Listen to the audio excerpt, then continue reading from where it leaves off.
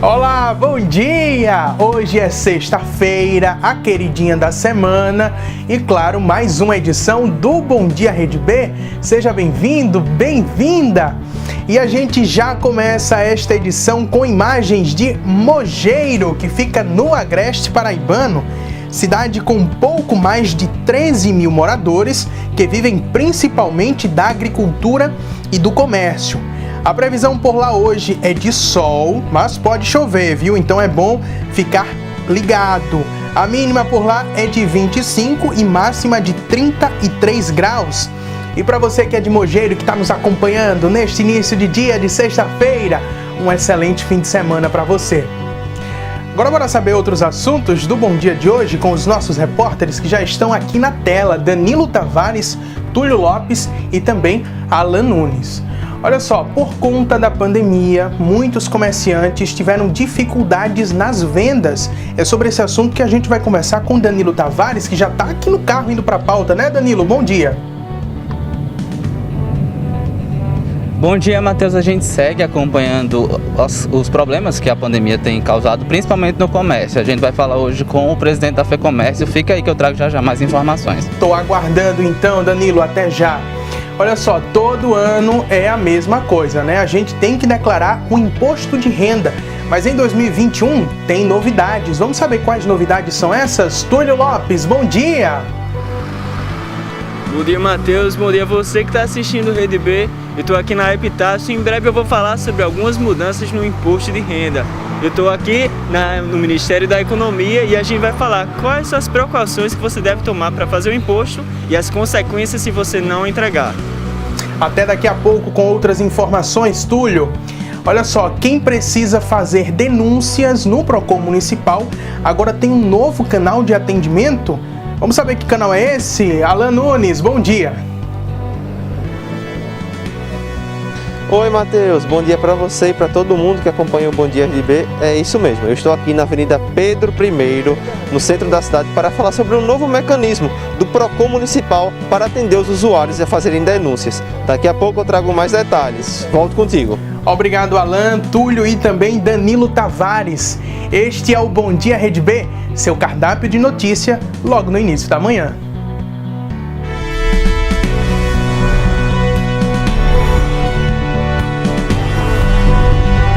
Está no ar o Bom Dia Rede B, com Matheus de Souza. A gente começa o programa de hoje falando que muitos trabalhadores estão tendo dificuldades financeiras, principalmente os trabalhadores informais. Inclusive, muitos deles desabafaram com a nossa equipe de reportagem. Veja. FAIP representa uma grande parcela da população que utiliza trabalhos paralelos à profissão para conseguir manter as contas em dia. Mas a pandemia tem dificultado ainda mais a situação dos trabalhadores informais. Aquela mudança brusca de público, né? Porque aqui na praia, eram várias pessoas, tinha toda a extensão da praia. Das 4 horas eu vendia em média 80 palhas ao dia.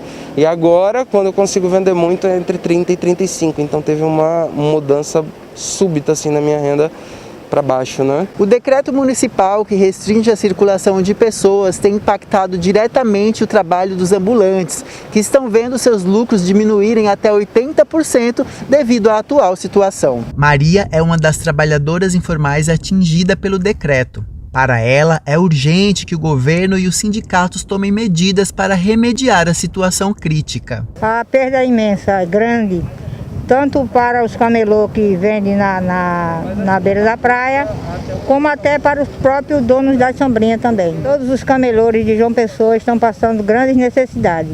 É preciso urgentemente um socorro do governador e do prefeito. Com o toque de recolher adotado pelo município de João Pessoa, a FAIP conta como tem sido difícil a rotina de vendas. Agora eu estou tendo que reinventar assim, o meu público-alvo. Sair da praia, que não tem mais como vender, como vocês estão vendo, não tem nada nem ninguém aqui. Comecei a ir de porta em porta no bairro, nos comércios. Assim, tive uma queda aí de uns 60% da renda diária que eu fazia, mas pelo menos ainda estou trabalhando. Costumo dizer que esse decreto ele não foi pensado para todos, porque podia ter sido tomado providência muito antes, né? Quando voltaram as coisas, quando resolveram flexibilizar Uma das coisas que não devia ter voltado era balada, porque as baladas as pessoas não vão para respeitar protocolo de segurança. Sem muita esperança, ele faz um apelo. Na hora de pedir voto, todo mundo é muito simpático, muito educado, vai na porta em porta de cada um com 1001 propostas. E quando chega na hora de tomar atitude, é cada um olhando só para o seu grupo, só para o seu núcleo. Então está passando da hora de enxergar a população como um todo e tomar políticas públicas que pensem na população como um todo. Porque esse tipo de decreto afeta muito mais uns do que outros. E teria que ser uma coisa mais justa. Pois é, fica aí o desabafo do FAIP, né, para as autoridades. Ainda falando de pandemia, no norte do país, o Amazonas está tendo ainda dificuldades para se reerguer por conta do surto de coronavírus por lá. A gente vai conversar agora com o nosso correspondente, que é lá do Pará, de Belém, Felipe Rodrigues. Bom dia para você. Olá, Matheus. Bom dia para você, bom dia a todos os telespectadores. E sim, a região norte do Brasil está sofrendo com muitos problemas no enfrentamento à Covid-19. Até o início da semana, 3 estados estavam com pelo menos 90% de ocupação nos leitos de UTI: Amazonas, Rondônia e Acre. Apesar de não se encaixar nesse padrão, o Pará decretou bandeiramento vermelho na região e toque de recolher das 22 horas da noite até as 5 horas da manhã. O Acre, apesar de 90% de ocupação dos leitos, também vem enfrentando com diversas enchentes que afetaram mais de 120 mil pessoas ao longo das últimas semanas e um surto de dengue. Matheus. Obrigado, Felipe, pelas informações, saindo da região norte, vindo aqui para Paraíba, porque no Vale do Mamanguape a situação não está tão diferente. O coronavírus está fazendo muitas vítimas. Quem vai contar mais sobre esse assunto é Júnior Lisboa. Olá, você que acompanha o Bom Dia Rede B. O aumento no número de casos de infectados da Covid-19 tem sido preocupante em todo o estado da Paraíba. Aqui na região do Vale do Mamanguape não é diferente. O diretor do Hospital Geral de Mamanguape, Dr. Daniel Gonçalves, falou com a nossa equipe e contou como está a situação no hospital. O Hospital Geral de Mamanguape tem percebido uma considerável elevação no número de casos de Covid-19 que temos atendido. E isso tem gerado uma preocupação tremenda para nós, uma vez que, sendo o único hospital porta aberta que atende todos esses municípios da região, nós precisamos contar com a participação popular, com as medidas de cada cidadão, para que possamos minimizar esses danos. No ano de 2020, nós atendemos cerca de 250 casos de Covid.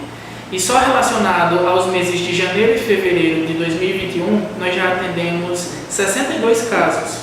E destes, 37 foram considerados graves. A velocidade com que esses casos eles estão aumentando é preocupante. Em Rio Tinto, no pronto atendimento Francisco Porto, o diretor-geral, Dr. Geraldo Carlos, também conversou com a nossa equipe e disse que o número de casos da Covid-19 tem crescido, mas que o hospital está pronto para receber esses tipos de pacientes. Nosso PA tem sido procurado, tem aumentado muito a demanda de pacientes, inclusive pacientes sintomáticos por Covid-19, então é importante que até como prevenção, para evitar que você também seja contaminado, você só procure o serviço hospitalar em caso realmente de urgência e emergência. Nós temos as medicações básicas de tratamento para os pacientes em casos leves e moderados. Os casos graves que necessitam de internamentos são encaminhados pela Central de Regulação Estadual para João Pessoa.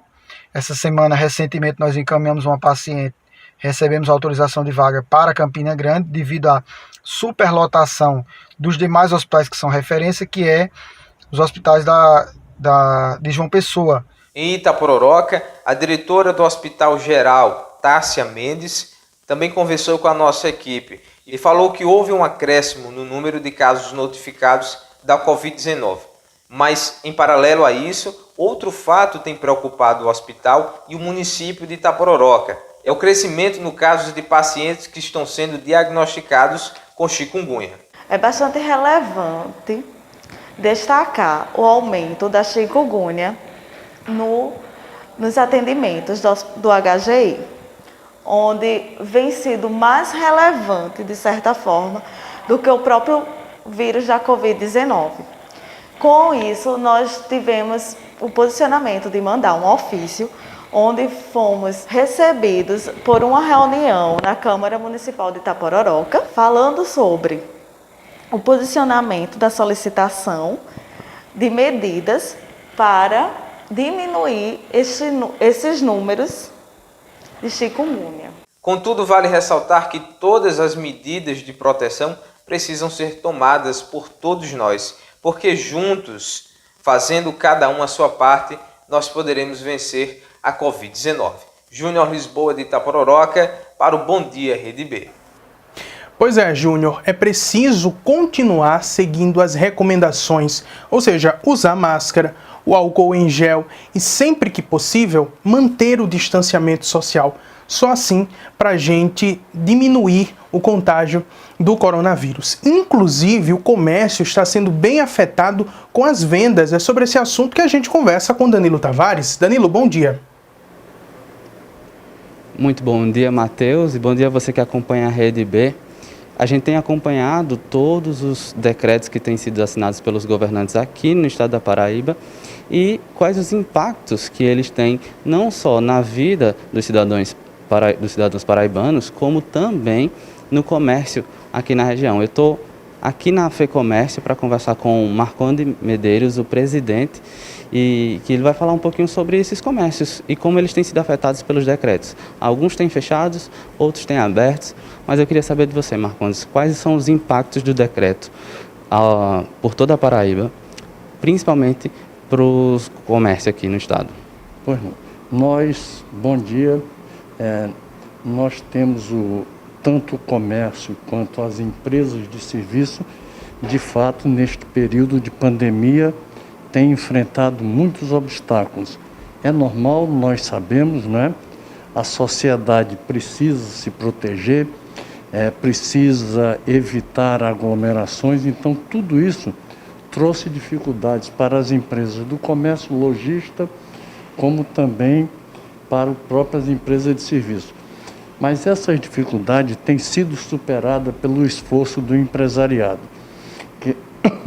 que além de procurar fazer a sua empresa funcionar, fazer a sua loja atender a sociedade, também tem orientado a sociedade para que cumpra as recomendações das autoridades sanitárias do estado. Então, temos dificuldade, agora saiu mais um decreto, claro, cria dificuldades para alguns setores, para outros menos, mas nós temos que sair, aparecendo os obstáculos, as dificuldades, temos que ir nos preparando para superar. E para dizer também que o comércio está à disposição da sociedade. Nós precisamos estar à disposição, mas sempre orientando a população, aos nossos clientes, aos nossos trabalhadores, para que cumpram as recomendações das autoridades sanitárias do estado da Paraíba. De acordo com a Câmara de Dirigistas aqui do estado da Paraíba, mais de 22 comércios vieram a fechar. Só que nós temos, para os próximos dias, o decreto deve acabar por volta do dia 10, o decreto atual, e eu queria saber qual a expectativa do comércio para uma retomada aqui no estado da Paraíba.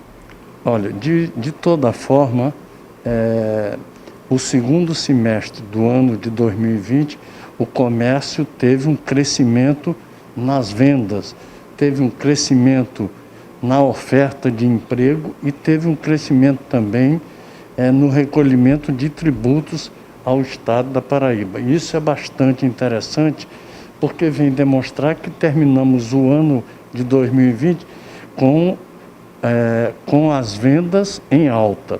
Nós então esperamos que a gente vença essa dificuldade agora, que é passageira, e eu penso que a partir de agora, do segundo semestre do mês de março, o comércio volta novamente a movimentar e a estar atendendo a sociedade paraibana.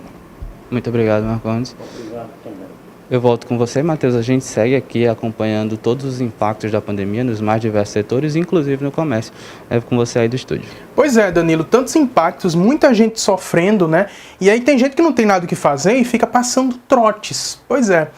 Em 2021, nos 2 primeiros meses, mais de 8 mil trotes foram feitos para o Serviço de Atendimento Móvel de Urgência, o SAMU, uma situação até preocupante e uma brincadeira sem graça. É sobre esse assunto que a gente vai conversar com Emiliano Gomes. Emiliano, é até uma questão de falta de empatia, não é isso?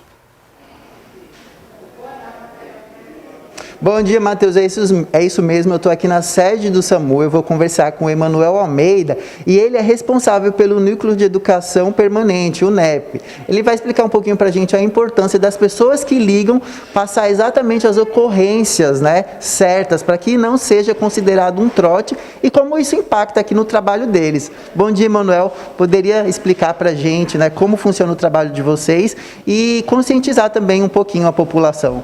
Bom dia, Matheus. Bom dia a todos os telespectadores. Então, esse mês de janeiro e fevereiro de 2021, nós tivemos um índice muito alto de trotes. O SAMU ele recebeu mais de 44 mil ligações, onde destas, 18% foi caracterizado como trote. Em números, em janeiro e fevereiro, nós temos mais de 8 mil ligações consideradas como trote, né? O trote ele acarreta diversos prejuízos ao serviço. Em primeiro lugar, à população, que é quem realmente está precisando, e entre outros, como o estresse da equipe, o desgaste de materiais, combustíveis, né, a depreciação do veículo. Então, a gente orienta que realmente as pessoas liguem e realmente passem a situação verdadeira. Lembrando que passar trote aos serviços de emergência é uma contravenção penal, né, está previsto lá no artigo 340 como falsa comunicação, e isso deve ser relembrado. Então, o trote hoje ele se caracteriza por uma situação de o usuário ligar e não ter ninguém no local, como também essa falsa informação. O usuário liga passando que é uma situação grave, então o médico regulador ele faz essa triagem, essa classificação e despacha o recurso. Quando a equipe chega no local, não é realmente aquela situação que houvera sido passada por telefone. Então, o atendimento de urgência ele vai desde a orientação do médico até o envio do recurso ao local. Como é que funciona essa ligação? O usuário liga através do número, que é nacional, 192. Existe um atendimento feito pelo ARME, que é o Auxiliar de Regulação Médica.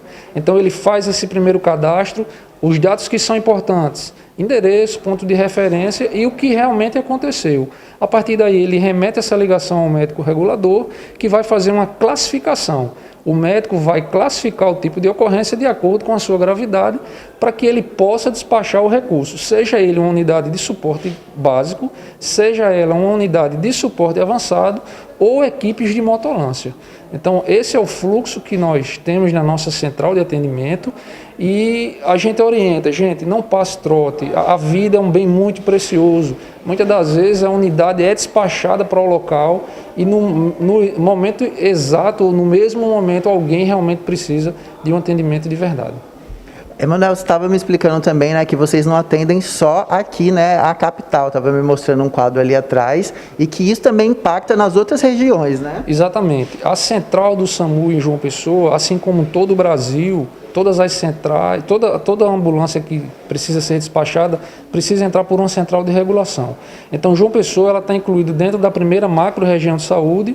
Esta compõe 60 municípios e desses 60 municípios existem 28 bases do SAMU. Então, dos 60 municípios que estão localizados dentro da primeira macro-região de saúde, as ligações caem aqui na nossa central. Então, essa classificação e essa triagem também é feita pelos nossos médicos reguladores. Então fica o alerta aí para toda a população. Muito obrigado pelos seus esclarecimentos. É isso, Matheus, a gente tem que se conscientizar, porque a partir do momento que você faz aí uma ligação e não passa exatamente o que está acontecendo, você pode estar impactando, inclusive, na vida de outra pessoa. Então é bom ficar atento. Exato, Emiliano, é muito importante, sim. É só um recado para quem está passando trote. Imagina se você, no momento em que você está sem fazer nada, liga para o SAMU e uma pessoa está passando mal, à beira de morrer, e aí as linhas estão congestionadas. A culpa da morte desse cidadão é sua, de que está passando trote. Não tem por que a gente ficar aqui passando pano, não. A culpa é sua, viu? Intervalo agora. Na volta, a gente vai trazer a terceira reportagem da série de Paulo Afonso na Bahia. É daqui a pouco, depois do intervalo. Não sai daí, não.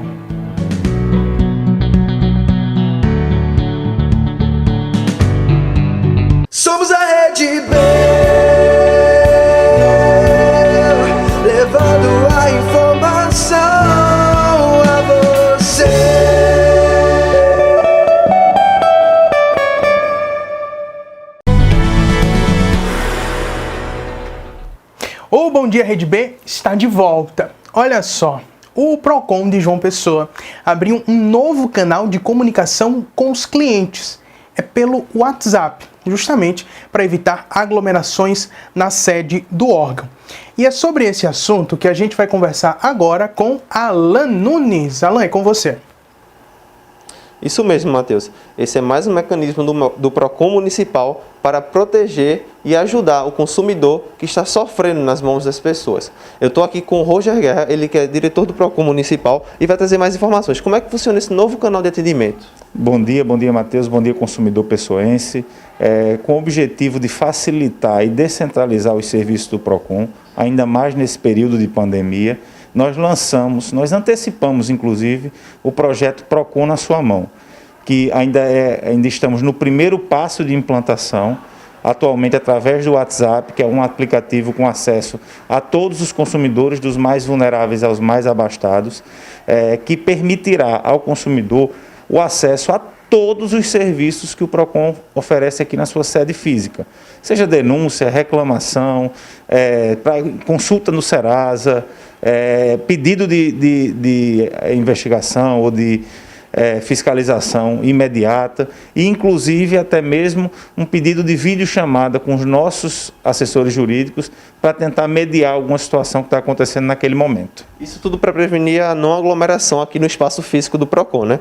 Trazer as pessoas o contato direto com os assessores, até mesmo com você, o diretor do Procon Municipal, para reclamar e fazer a denúncia. Isso, nosso papel é fornecer segurança aos servidores e aos consumidores, tendo como foco principal aqueles mais vulneráveis. Então, temos dois objetivos com essa ação.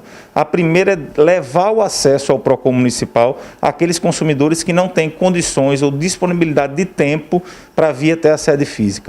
Então, nesses primeiros dias, nós já observamos uma enorme alta na demanda de atendimento através do WhatsApp que nós não tínhamos na forma presencial. Então, tanto serve para uma medida sanitária para evitar a aglomeração aqui na sede, como também serve para levar o acesso ao Procon àqueles que não tinham essa oportunidade.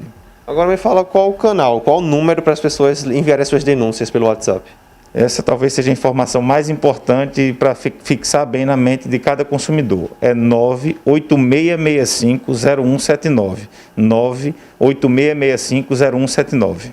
Muito obrigado pela entrevista. Então, você que está em casa neste momento e que precisa fazer alguma reclamação, alguma denúncia sobre qualquer tipo de infração que algum estabelecimento comercial esteja praticando aqui em João Pessoa e que você foi lesado, pode entrar em contato por este número que está aparecendo aqui embaixo na sua tela e falar com algum dos atendentes do Procon Municipal. Volto contigo, Matheus, no estúdio. Obrigado, Alan, pelas informações. Só repetindo o número para o pessoal de casa ficar sabendo, é o 98665-0179. 98665-0179. Bom, pessoal, mudando de assunto agora, golpistas estão utilizando o nome e contas de agências bancárias para praticar golpes. E é importante ficar atento. Sobre esse assunto a gente vai conversar agora com Larissa Maia. A Federação Brasileira de Bancos divulgou um dado que em 2020 cresceu mais de 80% o número de golpes bancários feitos pela internet. A gente está aqui com a delegada Josenise Andrade, que é delegada de defraudações. Quais são esses golpes mais comuns que são aplicados pela internet e relacionados a instituições financeiras? Olha, realmente com a pandemia o número de golpes cresceu bastante e os golpes aplicados via internet, porque as pessoas começaram a utilizar muito esses meios e os golpistas também começaram a usar mais. Então, assim, as maiores queixas são o boleto falso, aquele boleto, muitas vezes as pessoas entram em contato com os seus credores e nesse meio tempo, por ter vírus em seus aparelhos, recebem boletos falsos para pagamento que são semelhantes aos boletos verdadeiros. O que eu sempre digo para as pessoas observe, porque vem o nome da instituição bancária, vem o código de barra, mas na hora que você vai pagar, em vez de aparecer a instituição para a qual você teria que pagar aquele valor, aparece sempre o nome de uma pessoa física. Então, antes de confirmar esse pagamento, é importante que as pessoas observem para quem está sendo direcionado esse pagamento. E o banco dá essa oportunidade antes de você botar sua senha e confirmar o pagamento. E para quem cair em algum desses golpes, como é que faz para denunciar? Que tipo de documentação você tem que provar para você mostrar que você realmente foi vítima de um golpe? Você vai procurar fazer o boletim de ocorrência, juntando a esse boletim de ocorrência esse comprovante de pagamento, né? Para que seja investigado para onde foi esse pagamento.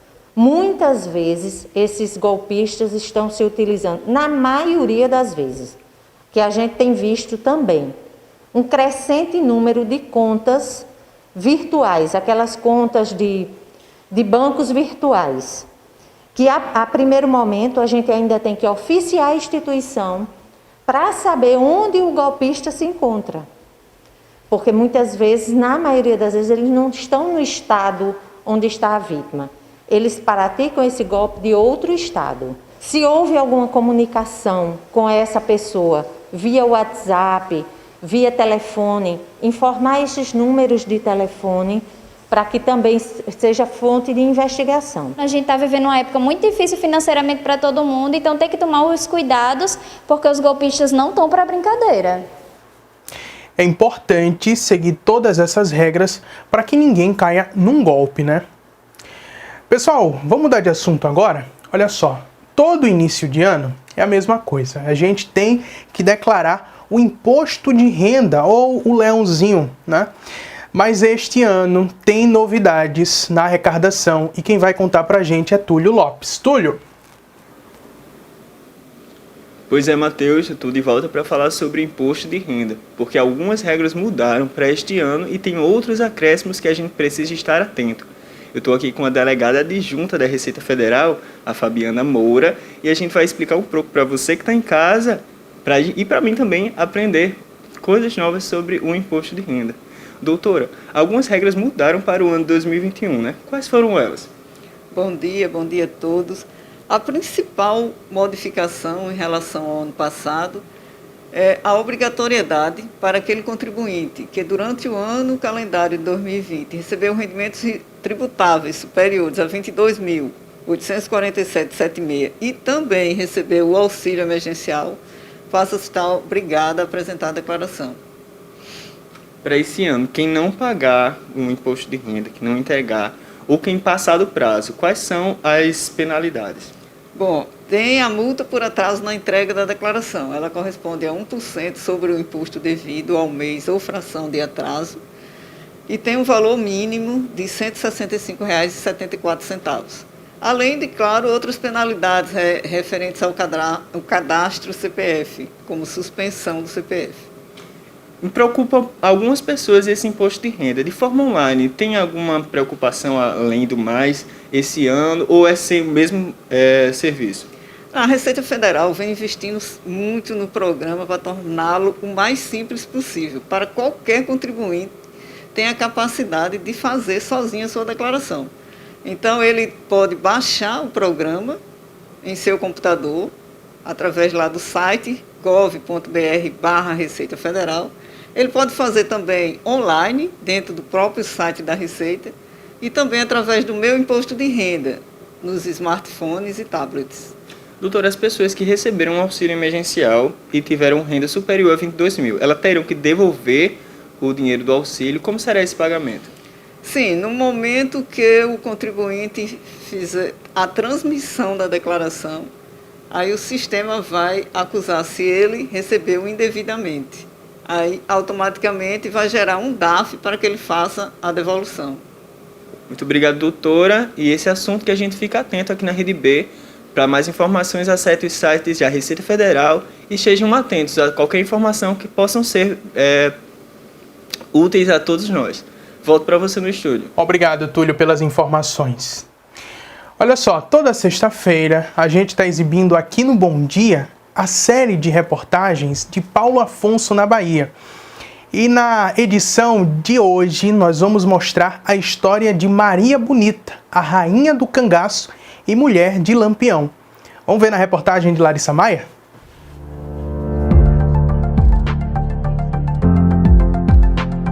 Em Paulo Afonso, a história da cidade se confunde com o cangaço, movimento em que homens e mulheres se envolverão em furtos, assaltos e sequestros nos anos de 1920 e 1930. E a principal protagonista mulher do cangaço nasceu por estas terras. Aqui nós estamos na casa onde viveu Maria Gomes de Oliveira, a mais famosa e importante mulher do cangaço.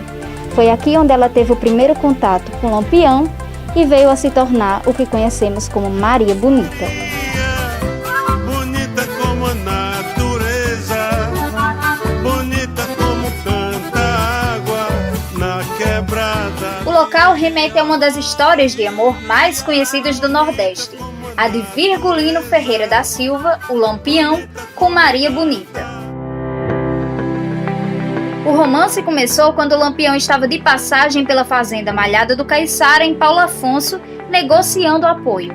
Maria era destemida e foi a primeira mulher a integrar um grupo do cangaço, se tornando inspiração para outras.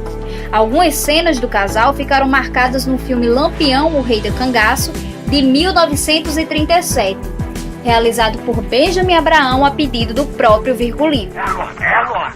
Olha, pare com isso, Silvestre. Deu pra ficar valendo com o menino?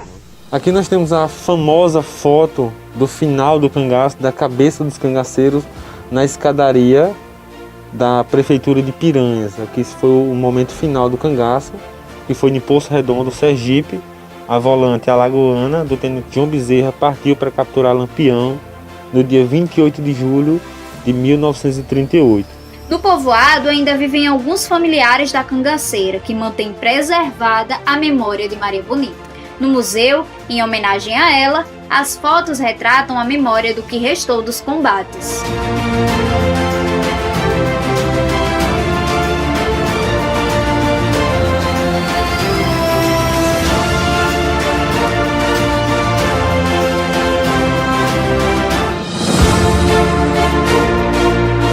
Perto de onde morava Maria Bonita ficam as terras de Generosa Gomes de Sá.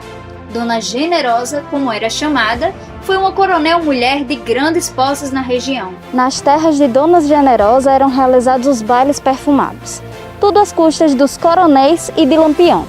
Agora no local só resta a memória das festividades da década de 30 e as ruínas da casa da dona de grande parte das terras do povoado.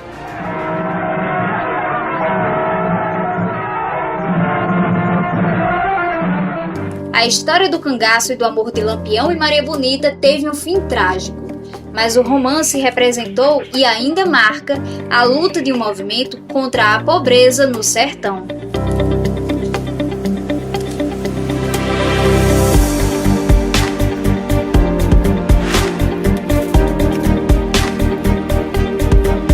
Imagens belíssimas, uma excelente reportagem. Tá aí pra gente encerrar o Bom Dia desta sexta-feira. As letrinhas já estão subindo, o diretor já tá mandando se despedir. Olha só, sexta-feira tem a última reportagem da série, segunda-feira tem mais Bom Dia Rede B com Bruna Taite e eu vou me despedindo. Um excelente fim de semana pra você. Tchau!